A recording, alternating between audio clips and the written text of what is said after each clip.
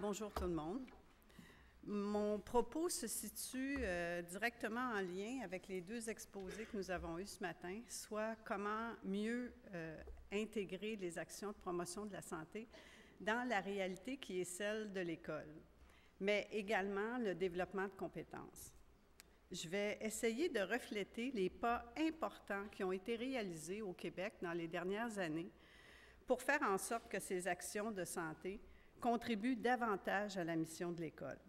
Je vais présenter des travaux qui sont actuellement réalisés à l'Institut national de santé publique et qui visent justement à une meilleure intégration des pratiques, notamment concernant toutes les thématiques de santé auxquelles on est habitué de référer, c'est-à-dire l'alimentation, l'activité physique, la santé mentale, les jeux de hasard et d'argent, alcool, drogue, MTS, ITSS, etc. Le propos vise à regarder une double intégration, c'est-à-dire d'abord d'intégrer les thématiques entre elles, donc toutes les recommandations qui réfèrent à ces différentes thématiques de santé, essayer de mieux les intégrer puisqu'elles ont beaucoup de choses en commun et également de les intégrer dans la réalité de l'école. Au cours des dernières années au Québec, il y a eu de nombreux efforts conjoints qui ont été consentis par les deux réseaux de l'éducation et de la santé. En fait, on a adopté une vision très inclusive pour essayer de lier davantage les perspectives de l'éducation et de la santé. D'ailleurs, des réalisations importantes ont été faites à tous les paliers. Je vous en montre quelques-unes. Au niveau national, à tous les paliers, en fait, du niveau national jusqu'au local. Juste quelques exemples. On s'est doté d'une approche globale et concertée qui vise la réussite éducative, la santé et le bien-être. Et même cette approche a été formalisée dans une entente de complémentarité des services entre les deux ministères. On a également élaboré de nombreux outils. Vous voyez à droite sur l'acétate, c'est l'entente de complémentarité. On s'est doté de nombreux outils, guides, toutes sortes d'outils pour soutenir les intervenants sur le terrain, mais également un suivi de gestion au niveau national, ainsi que de nombreuses évaluations qui nous permettent d'améliorer d'année en année les éléments qui sont garants de succès. On a fait des gains substantiels, je me rappelle quand on a commencé il y a plusieurs années, notamment au niveau de la conception de la santé. On est parti d'un focus sur l'individu et on est vraiment arrivé à une conception beaucoup plus écologique qui tient compte des facteurs environnementaux, des facteurs sociaux. Toutefois, il faut qu'on aille encore plus loin. On a fait d'autres pas dans la bonne direction pour aller plus loin. Ici, vous voyez, c'est la structure centrale, la structure de soutien pour accompagner les gens du national au local. D'autres pas dans la bonne direction pour aller encore plus loin. L'Institut a réalisé des travaux, entre autres pour analyser différentes interventions qui étaient déjà déployées dans les écoles pour voir justement si ces interventions cadraient mieux avec la réalité scolaire. On a aussi élaboré des critères d'efficacité pour ces interventions-là en jumelant les critères de la promotion de la prévention avec ceux de l'éducation, qui était déjà un effort dans la bonne direction. Et on a réalisé une synthèse de recommandations d'experts, des recommandations internationales, nationales, qui visaient justement la dizaine de thématiques de santé qui sont abordées au niveau des écoles, étant donné la préoccupation importante pour les jeunes. Cette synthèse de recommandations d'experts, excusez. La synthèse de recommandations d'experts a été faite avec un grand souci d'essayer de s'adapter le mieux possible au réseau scolaire, notamment dans l'utilisation des libellés des recommandations, dans leur organisation qui tient compte du programme de formation de l'École québécoise. Il y a une grande force à ce document-là, c'est qu'il réunit dans une même synthèse les recommandations pour toutes les thématiques, ce qui était une première. Et ces recommandations-là touchent plusieurs niveaux, le jeune, la famille, l'école, la communauté. Cependant, il y avait des limites encore à cette synthèse, évidemment. La première étant son exhaustivité, qui est peu compatible avec la réalité scolaire. M. Jonard parlait tantôt de savoir, savoir-faire, savoir-être. Juste pour vous donner un exemple, dans la section des jeunes, on avait 700 recommandations qui touchaient des savoirs, savoir-faire, savoir-être auprès des jeunes. Donc, cette exhaustivité peu compatible, mais aussi le fait qu'elle est encore présentée par thématique, étant donné que la littérature et même l'organisation de la santé publique est faite par thématique, ce qui favorise peu l'intégration. On a donc essayé d'aller encore plus loin, et c'est ce sur quoi nous travaillons en ce moment. Une simple lecture transversale de cette synthèse de recommandations nous permettait de voir qu'il y avait des éléments communs entre toutes ces thématiques de santé. Les acteurs de la promotion de la santé nous ont clairement demandé des outils et des balises concrètes pour mieux les intégrer. C'est ce qu'on a tenté de faire, et je fais le lien avec la présentation de M. Jonard. C'est par l'approche par compétence qu'on a décidé de c'est avec l'approche par compétence qu'on s'est inspiré pour essayer de dégager justement ces éléments pour mieux les intégrer. Je voudrais faire comprendre ici que la notion d'intégration, nous l'avons vue dans le sens suivant. Intégrer, ça veut dire insérer, incorporer un élément dans un ensemble pour qu'il en devienne partie prenante. Donc, là, je fais le lien avec la présentation de M. Paulus, que la santé soit partie prenante de l'école, que la santé soit vue comme une ressource pour l'école.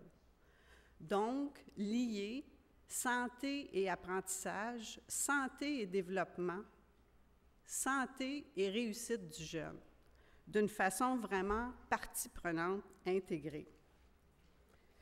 Pourquoi avons-nous choisi l'approche par compétences?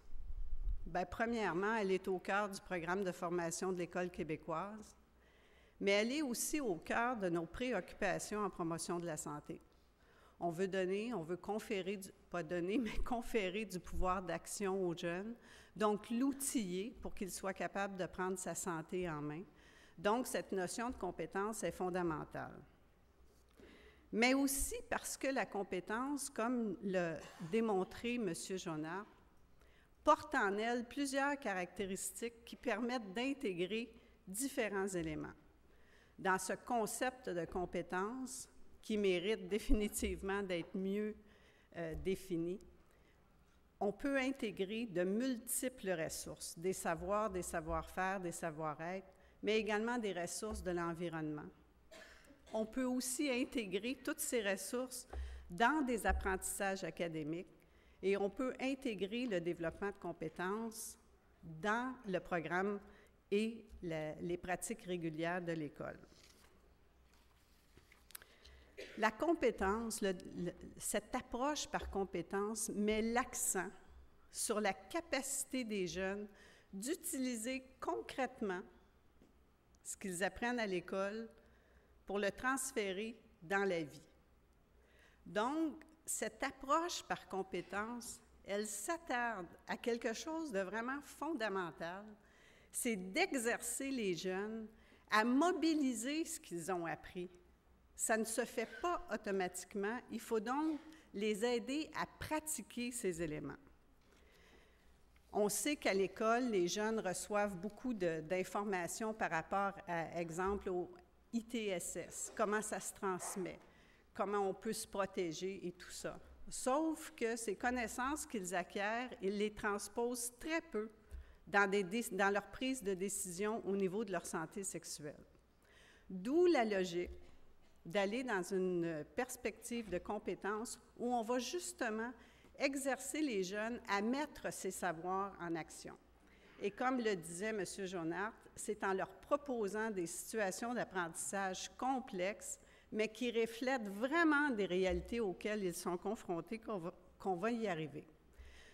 On a donc transféré toutes les recommandations de la synthèse de recommandations dont je vous ai parlé tantôt dans une base de données qu'on a analysée de façon transversale afin de retrouver un ensemble de situations auxquelles les jeunes étaient exposés et ce qu'il fallait leur fournir comme ressources pour qu'ils puissent les traiter efficacement, justement. Et de cette analyse ont émergé 3 grandes compétences qu'on devrait développer chez les jeunes. Ces 3 grandes compétences, je les effleure parce que je n'ai que quelques minutes, mais il y aura un atelier cet après-midi qui va plus loin dans l'exercice, ainsi qu'une affiche, l'affiche numéro 21, je vous invite à la consulter. Ces 3 compétences qui émergent, adopter de saines habitudes de vie, établir des relations interpersonnelles saines et harmonieuses, et composer sainement avec les défis de la vie, se déclinent en certaines composantes qui devraient faire l'objet d'apprentissage structuré avec justement des situations d'apprentissage vraiment bien contextualisées selon la réalité des jeunes. La réalité d'un jeune, c'est par exemple se retrouver dans une fête d'amis puis d'être sollicité pour prendre de l'alcool. Alors, il aura besoin de mobiliser un paquet de savoir-faire et savoir-être pour prendre une décision éclairée puis résister à la pression des pairs.